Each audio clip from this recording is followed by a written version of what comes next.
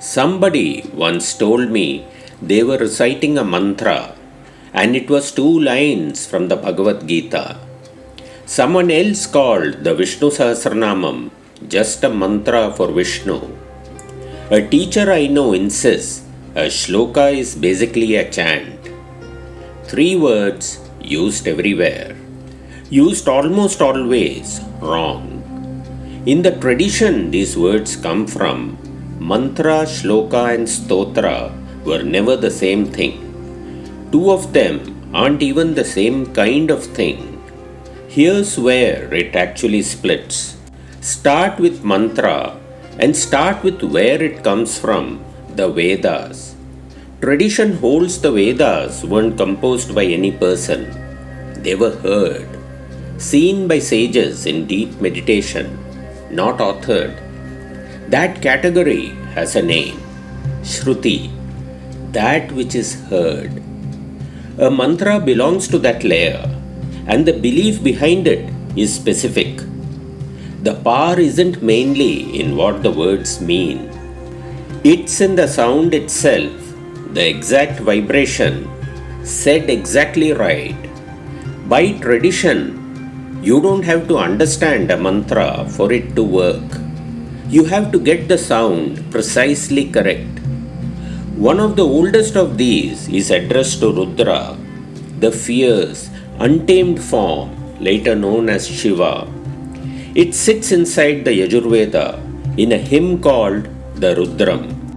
Namaste astu bhagavan Vishveshwaraya Mahadevaya Trayambakaya Tripurantakaya Trikalagni Kalaya Kalagni Rudraya Neelakantaya Mrityunjayaya Sarveshwaraya Sadashivaya Sriman Mahadevaya Namaha. Now here's the part almost no one gets right. Shloka isn't a type of sacred text at all. It's a meter, a rhythm, 4 lines, 8 syllables each. A beat, the way a sonnet or a haiku is a beat, not a subject. It's the meter the Mahabharata runs on, the meter the Ramayana runs on, and the meter behind one of the most quoted verses in the world, from the Bhagavad Gita. Unlike a mantra, the Gita is smriti, that which is remembered, composed by a human voice, not revealed. It was never meant to just be chanted for its sound. It's meant to be turned over, argued with, understood.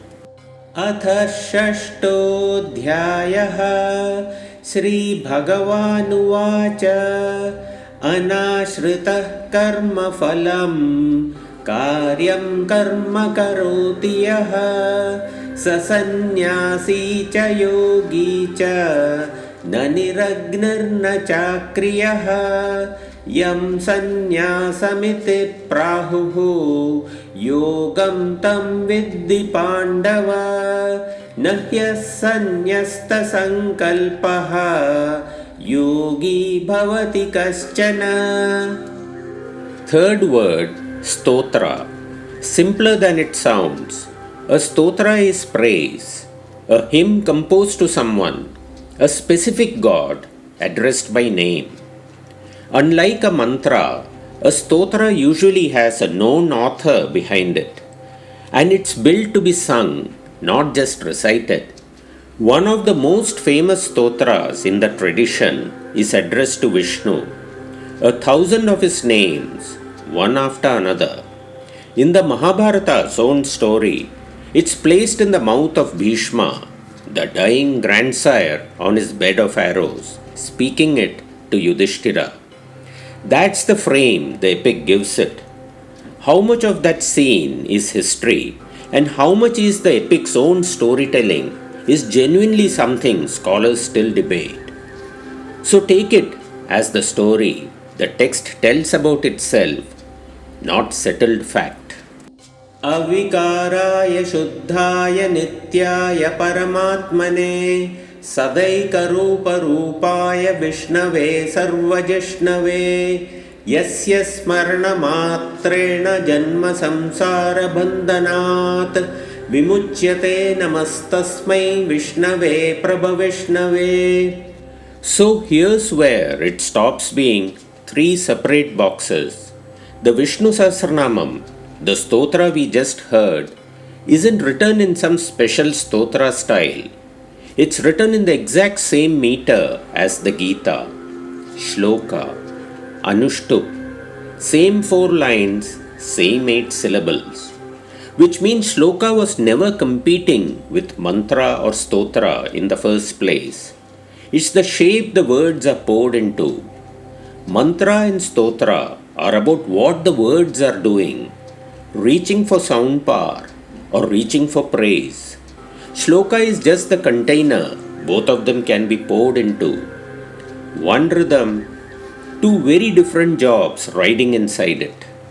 3 words, one of them a sound you're not meant to explain, one of them a form, one of them a song.